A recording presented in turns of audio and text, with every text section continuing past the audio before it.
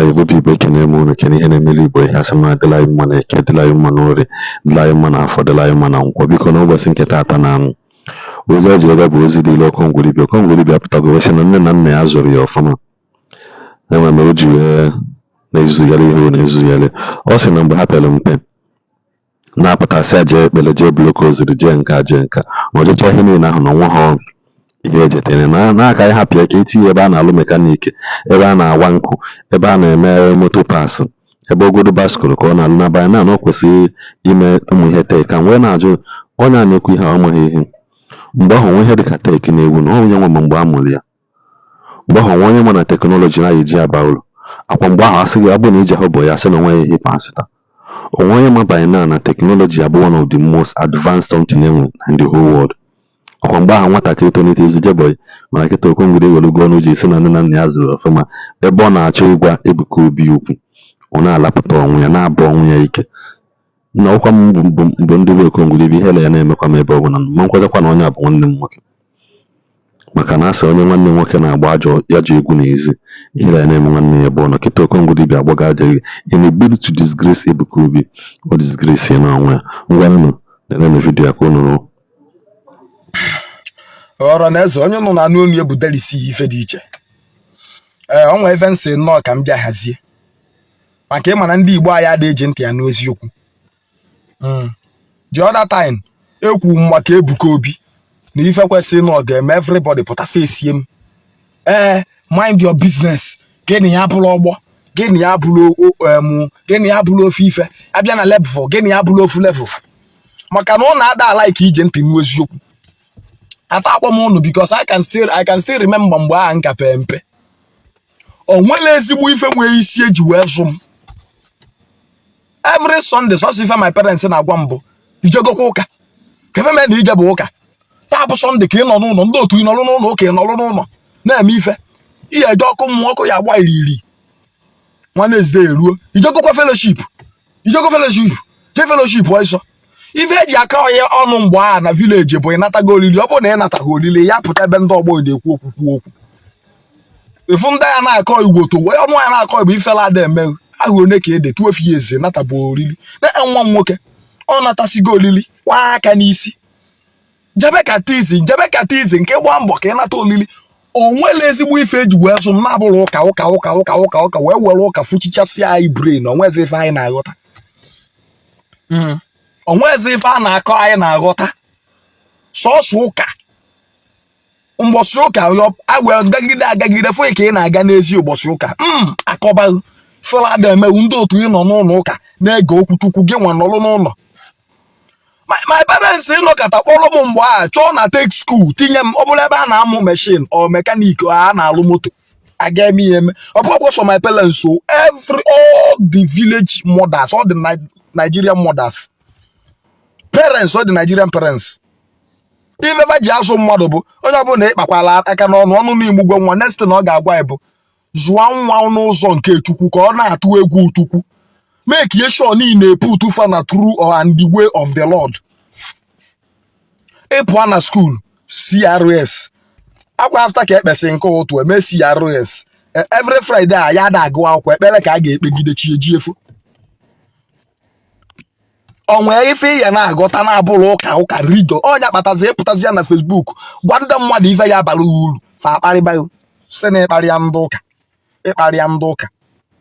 a na-aka ụka na Nigeria for over 120 years gịnị ka anyị kata na-eke obodo dị ịsọsọ ife ya na-anụ bụ na-agbagbu onye ata ekidnapụ onye echi ọkụ adịshọ mmiri adịghị ọgwa kene m ezigbo ife akata n'ụka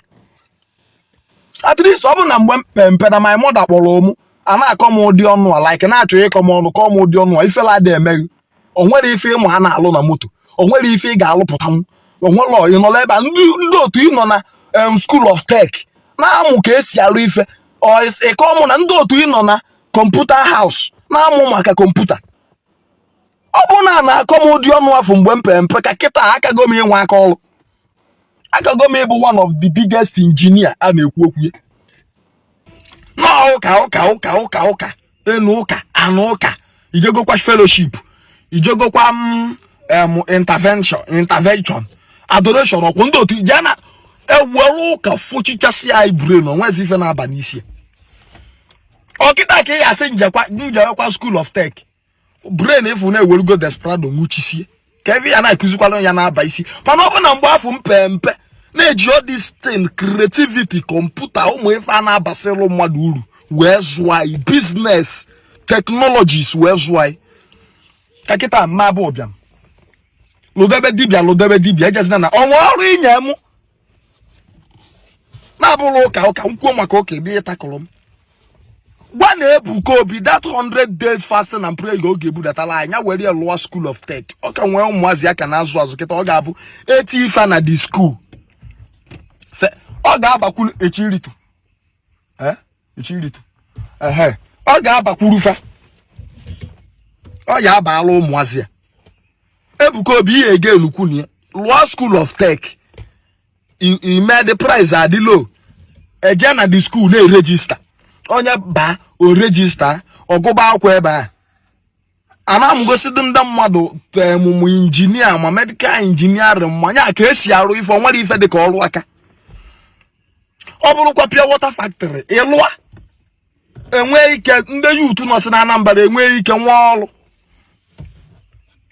many things ị ga-alụ alụ dị no need ibu databela 100 days fasting and prayer onye ọbụla need iri nri kịta ka ọ wee dị ndụ ọ ya bụ mbọsị ọbụla anwụ Naijiria chagbuoro ike mmanụ onwe ife iri wee na ọbụla apụta 247 ekpele ọkwa since how many years ka o mego that 100 years fasting and prayer kedu changes every adoration na-akpọpụta mmadụ na-aba enye testimony mmadụ na-aba out of 100,000 of people juu n'ụlọ ụka mmadụ na-aba out of 100,000 people every month ka a ga-emegide ụwa niile wee dị ndụ si chọọ something dị reasonable Ebuka Obi investment ya bụ investment ọ ga-abịa ime ọ bakwuolu gị nwa ị ga-esokwu gain na ya hapụzi ya ekpele ejugwu everywhere ịmakwa ụka ọ na-eju na Anambra steeti every day na shout ababababa ewe anwamo zọbamo gbube ndị ilom onwere everyday ya sị ka ịdị nye ana ka izuo ike ụfọdụ eburu nwa ka efu mpụta na junction efu ụfọdụ na-azụ be ụnụ ụka gbara ya okirikiri karị 200 ịma nnabasị ka ịlala ụla amaazị nna anyị nwa bụ ekwensu nwa na-anụ ụzọ ọgụ amaghọm I can't tell. Ịnọrọ otu a isi a na-awa ụka onye bịa ebe omepe nke onye ja sisi otu esi emepe kasị ụka sisi otu a mepebe industries factories ifu na ndị obodo ọzọ ya na-abata obodo anyị wee ka e wee nwee ọrụ adị mụnwa bụkwa Okongwu Dibia fụ m ife nna alụ ụka share this video ka o ruo ya ntị share this video ịma na ife a na-akọwa na ama na ife a na-akọ bụrụ mmadụ niile ya aghọta ya ọfọsọ ndị nwe ọgụgụ ya aghọta this thing na-akọ ọbụlọ ndị data 5500 a subscribe wa 1 gig ịpụta na comment section ị na-akụghịrị Ebuka Obi we need improvement hapụzi ya ka oke agbugbu ya ya adịghị oke agụ amakwa niile ekpere Chukwu mara ya amalụ. If you like, grab the point. If you know, like, keep commenting. Ekele m Igbo niile kene na-ejele Igbo ozi na-asị m na ụbọchị nketa ebe na-emecha vidiyo biko nyere anyị aka na subscribe kwa na this channel anyị na-ekenekwu na nkwu na-eme na-asịkwa na unu jide ka unu ji nke kachasị mkpa biko na-enecha ibu notification gị subscribe cha drop your comment na the comment say like kwa this post nyere anyị aka share ya ozuwe onye ọzọ ọnụ ka anyị nwee mgbe ọzọ.